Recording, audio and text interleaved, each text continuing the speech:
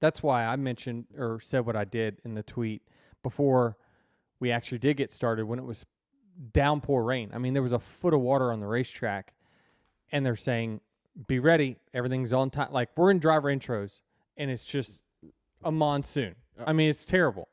And then they're like, still on time. We're like, what? Stop. Don't do this. Like, this is not the right decision. Like, it is totally unsafe for us to be out there in these conditions. So that's when I sent that tweet out, is like, don't do it. And they didn't do it, right? They said it's hold. But, I wish they were transparent, saying, hey, guys, we will not go until the track is ready to go. Yeah. But I don't think they were confident probably in saying that, because I think they were trying to get that thing in at all costs. But the reason that they were trying to get it in at all costs is because of an instance like what happened, and that is we went back to the driver lounge to go do an interview, and I saw the weather. I was like, well, it's going to stop raining in 20 minutes, but surely there's going to be standing water all over the racetrack, and we're just not going to be able to do it. And at the time, it was like 4:45 Central Time. And so it stopped probably around 4:50, 4:55. And I look, and I'm about to do my interview, and they're saying, drivers to your cars at 5:15. I'm like, these guys, here they go again. I mean, they're just relentless in their optimism. I don't know if it's optimism or just trying to get the people to stay on the TV a little bit longer before they call it. Everyone in the driver's lounge had heard that they were going to call it, which I think had this gone 30 more minutes, no question. I mean, you would have, I think it was no question, but who knows, who's the actual decision maker on it. Obviously, we didn't have enough time to get in the whole race as it was. They've stated in the past, we will never start a race that we don't think we can get the entirety in. Given the time we started, had it gone green, yes, we would have got the whole thing in. Is that realistic? Absolutely not. But we got in 3/4 of it. So I walk out there at 5:10 to go get in the car, and I looked at the racetrack thinking, we were inside doing an interview, come out, I got to be in my car in 5 minutes to go racing. And I look at the streets, and I'm like, damn, it's just wet. Those 9 inches of water on pit road were just gone. It was all gone. The drainage was unbelievable. But what was crazy is when it was raining, the drainage seemed bad, right? Like, I guess it was just so overwhelmed with all the city water going into one place, and it was just filling up. Well, they were also taking a knife to signage and cutting where there were like holes in the wall where the sign was like blocking it, literally walking around cutting holes at the bottom. So that probably helped release a lot of the water. And I heard they had like the forklift picking up barriers as well to let it flow out. I couldn't believe it. I said in a post-race interview last night, I was like, damn. I mean, I could not believe that the track was it was ready to race. Yep. When we went racing, it was ready to race, and we didn't race a minute sooner than when it was ready. Turn 11, yes. It was an issue. Obviously, I ran 2 inches. That was exaggeration. 6 inches right of Alex Bowman because I can't see that well when you're packed in behind somebody. So you're trying to see where the corner is, and I hit the water. Bam, send him in. So it was like, and it looked pretty common that like there was a river that's running across. So if you're not right in the tire tracks of the car in front of you, you're running in the water, and it just skips your car. I mean, anybody's hydroplaned on a street car. Probably not a lot of people's hydroplaned, but it just skips right across. And so that stunk. I didn't see, does his car catch on fire from that? Travis? Does anybody know? It didn't make sense. I think when I spun him out, he had an oil issue. Yeah, after you spun him out, he did get turned back around. I know, but he never recovered from the spin.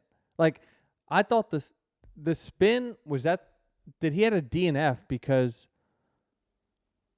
of the spin, or was it a totally unrelated? I think it was totally unrelated. I think it was unrelated. I'll double check, but I know he had some sort of oil issue, and they were trying to like basically like hack their way around whatever they were dealing with.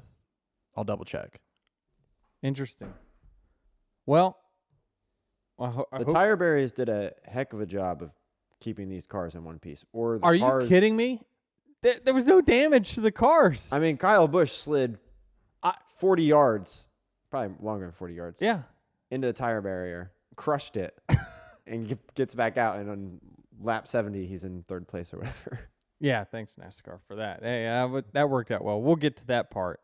But yeah, I mean, it was crazy how much the tires compressing like that doesn't. But it's not new because you saw the same thing with Chase Elliott at the Roval a few years ago. And that was with the old car. Mm-hmm. So that was before these cars were so crazy sturdy. So yeah, there was one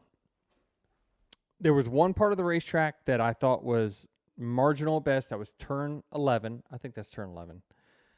I kept saying over the radio, can we get them while the cautions are going on to just put a ton of sand or stay dry up against the wall where it's leaking out to let it just soak in there, to let us dry, or do some work on the other side of the barrier to keep it, whatever it is, like reroute it somewhere. Yeah. But they had their hands full with so much going on.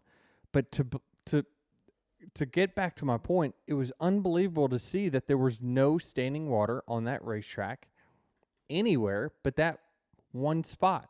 Like you said, we walked out, there was a river, tires running away on pit road, and 25 minutes later, nothing.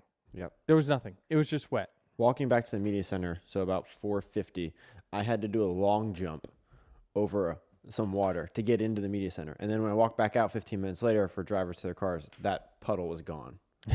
So yeah, it was nuts. So Bowman said, quote, it's in f***ing oil protection mode.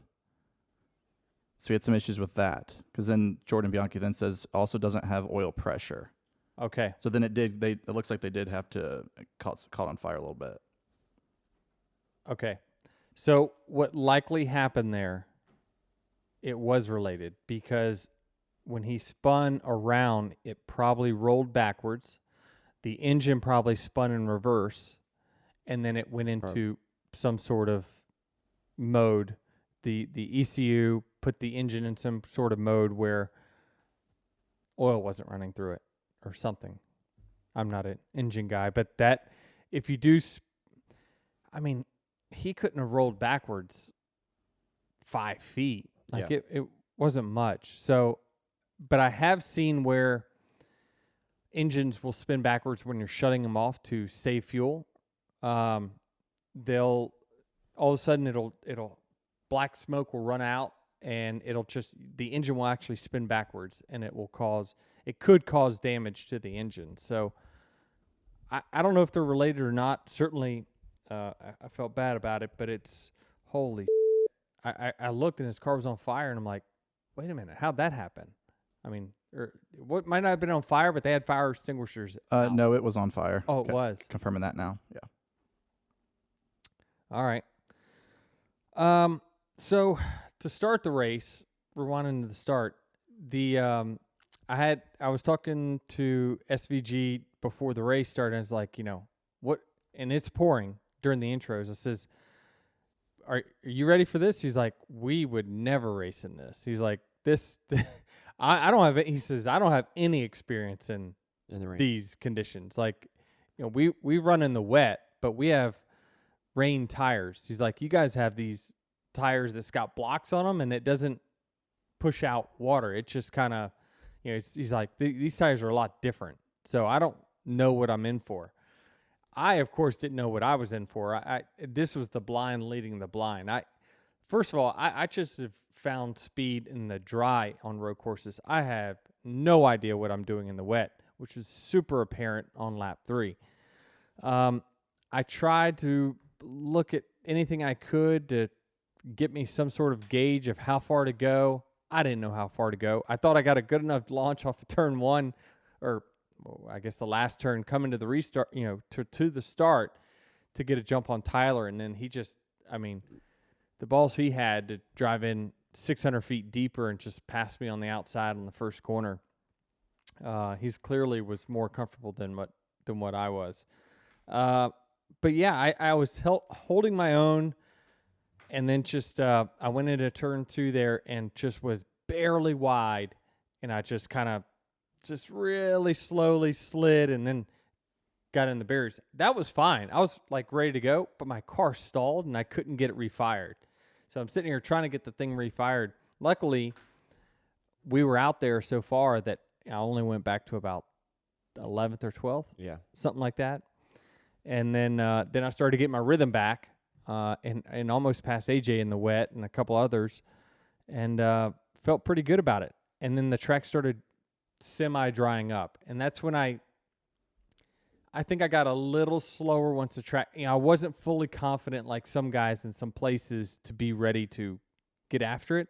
So at that point, I'm just trying to hold my position thinking, let's get this thing to the dry and then I'll go after it. Unfortunately, it didn't go fully dry until so late in the day that, we made a ton of passes at the end of the race, legit passes. But yeah, it was, I think we restarted 26 or something like that, maybe further back than that, and got back to 11th.